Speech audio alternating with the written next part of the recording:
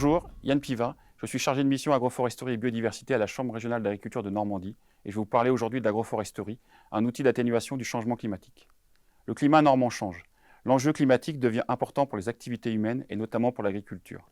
Une des clés se trouve dans la réduction de notre empreinte climatique, réduction qui sera nécessaire pour atteindre les objectifs à 2050, à savoir la neutralité carbone. En préalable, la réduction de nos émissions de gaz à effet de serre est indispensable. En second lieu, les émissions résiduelles contraintes devront être compensées. C'est à ce stade que l'agroforesterie présente un levier très intéressant. Effectivement, l'agroforesterie est très souvent mise en avant comme une solution à la fois pour atténuer et pour s'adapter au changement climatique. L'atténuation, à savoir le stockage carbone, reste un élément assez compliqué à appréhender selon le contexte pédoclimatique, selon les essences et selon la densité de plantation des parcelles.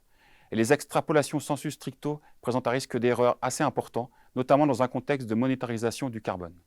C'est pourquoi le GI2E Agroforesterie en Normandie, porté par l'association ADAN, Association pour une dynamique agroforestière en Normandie et animé par la Chambre régionale d'agriculture de Normandie, a mis en place un réseau de parcelles afin d'y mesurer et de suivre la dynamique de stockage du carbone par les arbres agroforestiers dans le contexte pédoclimatique eurois. Une parcelle agroforestière se caractérise par des plantations d'alignement d'arbres sur des bandes enherbées au milieu de parcelles. Au regard de la structuration de ces parcelles agroforestières, l'impact d'atténuation se fait sur 4 compartiments. Un stockage de carbone d'abord dans la partie biomasse aérienne, au niveau des branches et du tronc. Un deuxième niveau de stockage au niveau de la biomasse souterraine, au niveau des racines notamment. Un troisième niveau de stockage au niveau du sol, qui est lié aux chutes de feuilles annuelles et à la mortalité des racines fines.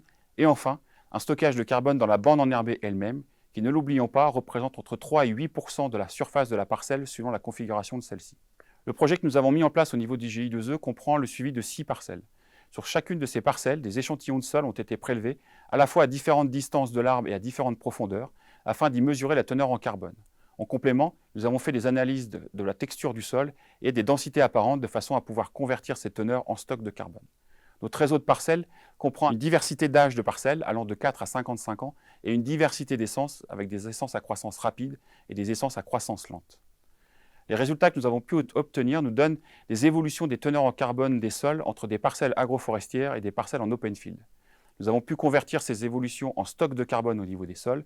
Et tout ça, ça nous permet aujourd'hui de pouvoir calculer assez finement le potentiel de stockage de carbone lié aux parcelles agroforestières dans le contexte normand.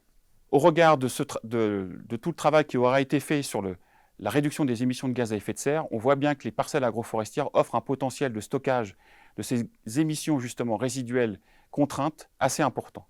Pour plus d'informations, je vous invite à vous rendre sur le site Champ d'Innovation où les résultats vous seront présentés plus en détail.